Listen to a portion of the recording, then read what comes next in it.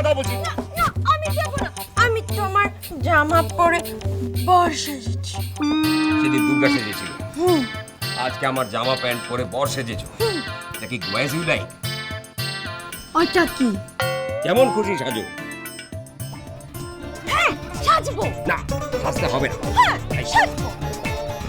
না না আমি দেব না, আমি দেব না। খুলে না।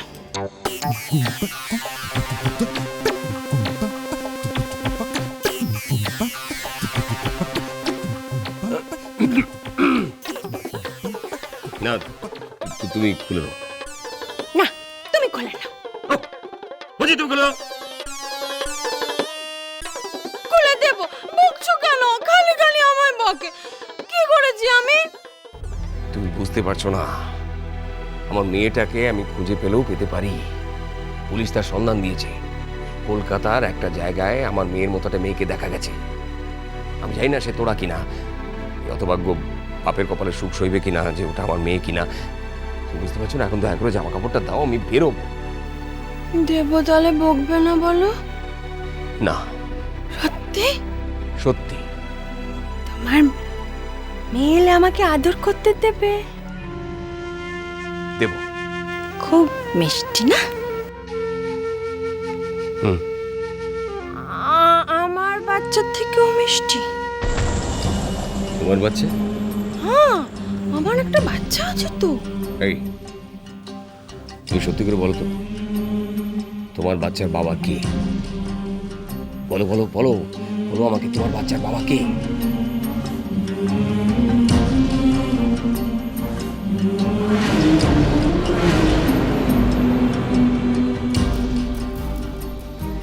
তুমি? থাক, লাগবে না আমার জামা কাপড়।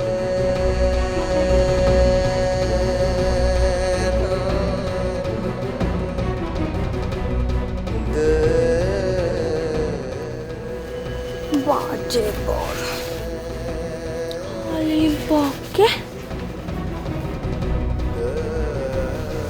বাচ্চা আসবে। বাচ্চা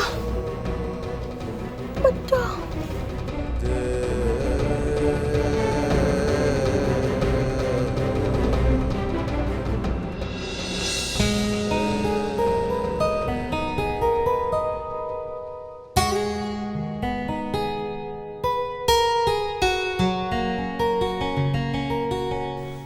আপনাকে একটা কথা বলবো? কি? বলছিলাম দাড়ি গোঁফটা কামালে হতো না? কেন? না আপনার গাল ভর্তি দাড়ি, তোরা কিছু বলতো না?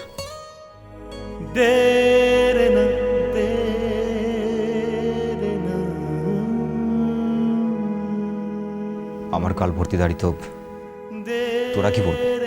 না দাড়ি কাটার কথা। কেন? না মানে আপনাকে এত সুন্দর কেষ্ট ঠাকুরের মতন দেখতে। তো না কেষ্ট ঠাকুরের তো কোনোদিন দাড়ি গোঁফ দেখিনি, তাই কেমন একটা লাগছিল। এই শোনো, তুমি কি আমার সাথে ইয়ার্কি মারছো? পাগল নাকি? কি বলতে চাইছো বলো তো তুমি? মানে পাগলের সঙ্গে কি প্রেম করা যায় বলুন? একদম বাজে কথা বলবে না কিন্তু। বাজে কথা বলার কি আছে? দাড়িটা কামিয়ে নিন না, আপনাকে ভালো লাগবে। তোরা আপনাকে কি করে যে সহ্য করতো কে জানে। এ শোনো, তুমি বারবার তোরার কথা কেন বলছো?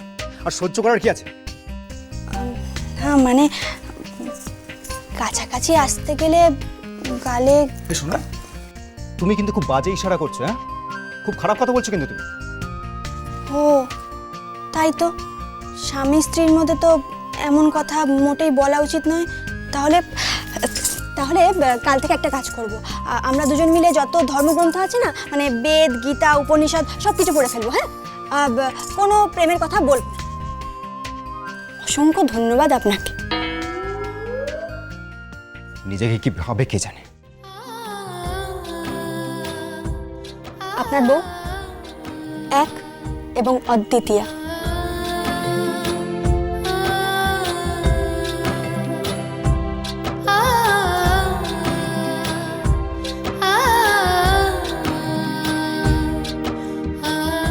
অসহ্য।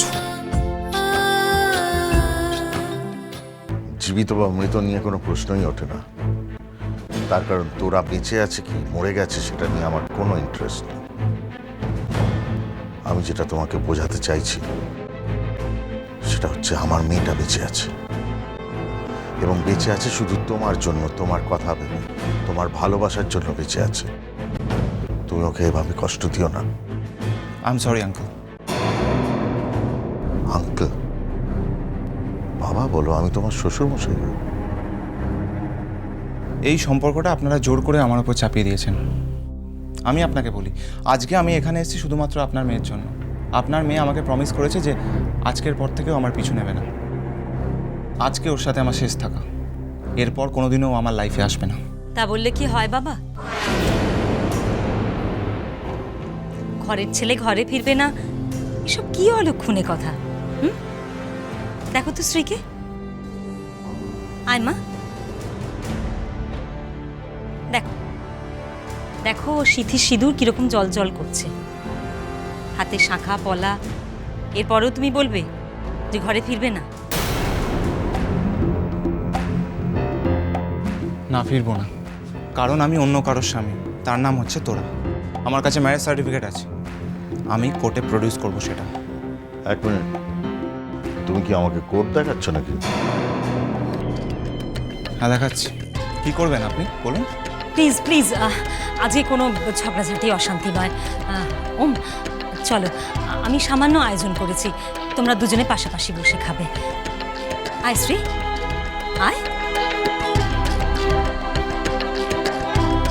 এসো এসো, চল।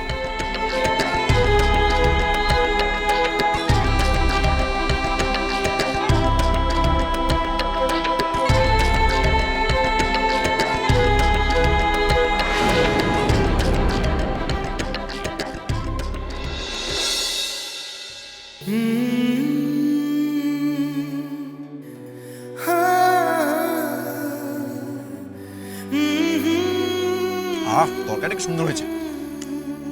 আপনি লজ্জা করছেন না আমার সামনে এইভাবে হ্যাংলার মতো খেতে? কি করবো বলো, আমার না খুব খিদে পেয়েছে। তুমি না আমার সামনে খাবেন? দিদি দিদি দিদি দিদি, কি হলো? কি হয়েছে? দিদি দেখুন, আমার খিদে পেয়েছে আর ও আমার সামনে খাচ্ছে।